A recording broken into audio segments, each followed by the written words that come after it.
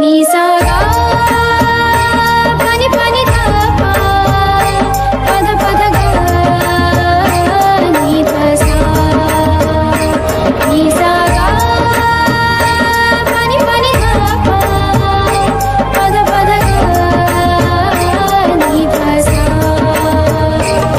ही गाथा अस्तित्वाची शौर्याची पराक्रमाची ही गाथा अस्तित्वाची शौर्याची पराक्रमाची या मातीमधल्या कणाकणातील मौल्यवान रत्नांची या मातीमधल्या कणाकणातील मौल्यवान रत्नांची कर्तृत्व इथे गगनाला भिडे परिमोल जाणून घेऊ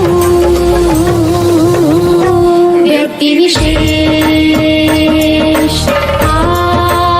नमस्कार, मी आरजे प्रिया रेडिओ MPSC गुरुमध्ये तुम्हा सर्वांचं मनापासून स्वागत करते. विद्यार्थी मित्रांनो, रेडिओ MPSC गुरु ऐकताय ना? ऐकायलाच पाहिजे. आपण व्यक्तिविशेष हे सत्र ऐकत असतो. या सत्रांतर्गत काही विशेष आणि प्रसिद्ध व्यक्तींची जीवनगाथा या सत्रात जाणून घेत असतो. आज आपण चंद्रावर पाऊल ठेवणारा पहिला माणूस म्हणजेच नील आर्मस्ट्रॉंग याच्याविषयीची सविस्तर माहिती जाणून घेणार आहोत. कारण 5 ऑगस्ट हा त्याचा जन्मदिवस. त्याच निमित्ताने नील आर्मस्ट्रॉंग विषयीची सविस्तर माहिती जाणून घेऊया आजच्या या व्यक्तिविशेष या सत्रात. नील आर्मस्ट्रॉंग हा एक अमेरिकन अंतराळयात्री, अंतरिक्ष अभियंता व लष्करी वैमानिक होता. आर्मस्ट्रॉंग हा चंद्रावर पाऊल ठेवणारा जगातील पहिला मानव होता. विद्यार्थी मित्रांनो, चंद्र, अंतराळ किंवा मंगळ या सगळ्या गोष्टी आपण फक्त कल्पना करू शकतो. मग विचार करा, त्या काळी या माणसाने चंद्रावर पहिलं पाऊल ठेवलं म्हणजे ही नक्कीच धाडसी, साहसी आणि आश्चर्याची गोष्ट आहे. विद्यार्थी मित्रांनो, नील आर्मस्ट्रॉंग यांचा जन्म 5 ऑगस्ट 1930 साली वापाकानेटो, ओहायो या ठिकाणी झाला होता. 20 जुलै 1969 रोजी चंद्रावर उतरणारा पहिला मानव म्हणून नील आर्मस्ट्रॉंग यांच्या नावाची इतिहासात नोंद आहे. पण अंतराळवीर बनण्याआधी आर्मस्ट्रॉंग नौदलात होते आणि त्यावेळी त्यांनी कोरिया युद्धात भाग घेतला होता. ते एरोस्पेस इंजिनियर, नौदल अधिकारी, टेस्ट पायलट आणि प्राध्यापक देखील होते. सगळ्यात विशेष गोष्ट म्हणजे आर्मस्ट्रॉंग यांनी आपल्या 16व्या वाढदिवशीच स्टुडंट फ्लाईट सर्टिफिकेट मिळवले होते आणि याच वर्षी ऑगस्टमध्ये त्यांनी स्वतः विमान उडवले होते. विद्यार्थी मित्रांनो, 16व्या वर्षी विमान उडवणं म्हणजे नक्कीच आश्चर्यकारक गोष्ट आहे बरं का. आपण आपल्या 16व्या वर्षी काय करत होतो एकदा आठवून बघा. मला वाटतं आपण सगळ्यांनी त्यावेळेला 10वीची परीक्षा दिलेली असेल. मग 16व्या वर्षी विमान उडवणं म्हणजे विचार करण्यासारखीच गोष्ट आहे. यावरूनच लक्षात येतं की नील आर्मस्ट्रॉंग हे किती साहसी आणि पराक्रमी होते ते. यानंतर नौसेनेतील नोकरी त्यांनी पत्करली आणि आर्मस्ट्रॉंग यांनी पुर्डू या विद्यापीठातून पदवी घेतली आणि त्यानंतर एका ड्रायडेन फ्लाईट रिसर्च सेंटरमध्ये ते दाखल झाले. तेथे टेस्ट पायलट म्हणून त्यांनी 900पेक्षा जास्त वेळा उड्डाण केले. आर्मस्ट्रॉंग यांनी जेमिनी मोहिमेदरम्यान अंतराळ प्रवास देखील केला होता. त्यांचे वडील स्टीफन हे ओहायो येथे सरकारी अंकेक्षक होते. त्यामुळे त्यांचे कुटुंबीय ओहायोच्या अनेक भागांमध्ये भ्रमण करीत होते. नील यांच्या जन्मानंतर त्यांच्या वडिलांची किमान 20 ठिकाणी बदली झाली होती. याच काळात नील यांना हवाई उड्डाणाचे वेड लागले. आर्मस्ट्रॉंग यांनी आपल्या 16व्या वाढदिवशीच स्टुडंट फ्लाईट सर्टिफिकेट मिळवले होते आणि त्याच वर्षी ऑगस्टमध्ये स्वतः विमान देखील उडवले होते. त्यावेळी त्यांच्याजवळ विमान उडवण्याचा परवाना देखील नव्हता. आर्मस्ट्रॉंग यांना 26 जानेवारी 1949 रोजी नौदलाकडून नियुक्तीपत्र मिळाले आणि त्यांनी पेन्साकोला नेव्ही एअर स्टेशनमध्ये 18 महिन्यांचं प्रशिक्षण घेतलं. वयाच्या 20व्या वर्षी त्यांना नौदल पायलटचा दर्जा देखील मिळाला.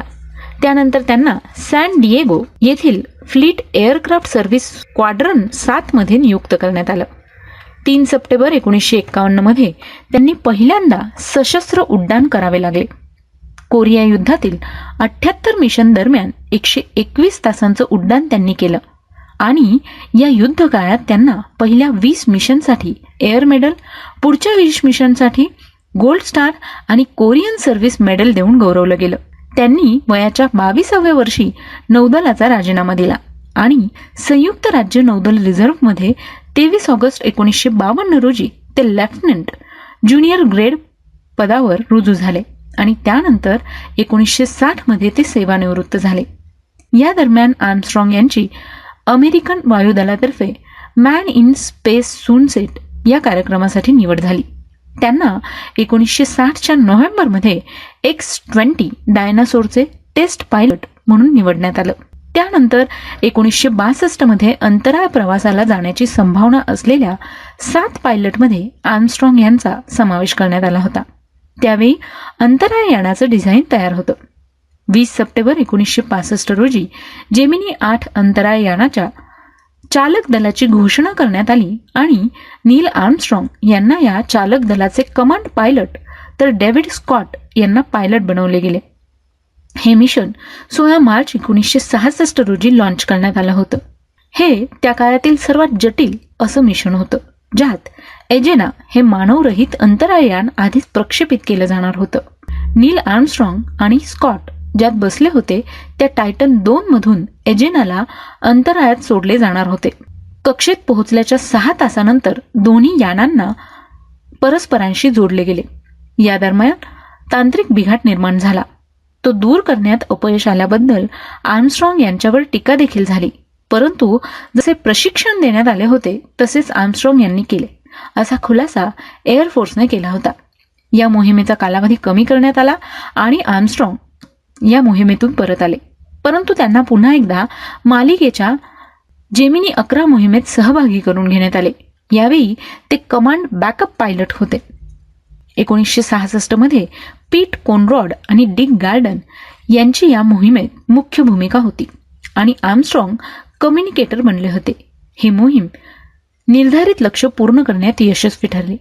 नील आर्मस्ट्रॉंग यांनी अपोलो 8 मध्ये काम केले असल्या कारणाने त्यांना डिसेंबर 1968 मध्ये अपोलो 11चा कमांडर बनण्याचा प्रस्ताव मिळाला आणि त्यानंतर जे काही घडले ते इतिहासात सुवर्ण अक्षरांनी कोरले गेले. नासाचे अपोलो 11 हे अंतराळयान आर्मस्ट्रॉंगने 20 जुलै 1969 रोजी चंद्रावर उतरवले व त्यानंतर काही तासातच त्याने चंद्राच्या पृष्ठभागावर पहिले पाऊल टाकले. आर्मस्ट्रॉंग हे 2 तास 32 मिनिटे आणि ऑल्ड्रिन हे त्यांच्यापेक्षा 15 मिनिटे कमी काळ चंद्रावर होते आणि या ठिकाणी त्यांनी अमेरिकेचा ध्वज फडकवला. ते मानवाचे एक छोटे पाऊल सर्व मनुष्य जातीसाठी मोठी झेप आहे, असे आर्मस्ट्रॉंग यांनी पृथ्वीवासियांना रेडिओ संदेशाद्वारे सांगितले होते. नील आर्मस्ट्रॉंग यांचे चरित्र देखील लिहिले गेले. त्या चरित्राचं नाव आहे first man the life of Neil A Armstrong. हे चरित्र हॅन्सेन यांनी लिहिलेलं आहे. मित्रांनो, कधी जर हे पुस्तक मिळालं तर नक्की वाचण्याचा प्रयत्न करा. अमेरिकेचे सुप्रसिद्ध अंतराळवीर नील आर्मस्ट्रॉंग यांचे 82व्या वर्षी ओहायो प्रांतात 25 ऑगस्ट 2012 रोजी निधन झालं. तर विद्यार्थी मित्रांनो, आजच्या या सत्रात आपण चंद्रावर पहिला पाऊल ठेवणारा माणूस म्हणजेच नील आर्मस्ट्रॉंग यांच्याविषयीची माहिती जाणून घेतली. मला खात्री आहे की ही माहिती तुम्हाला नक्कीच आवडली असेल.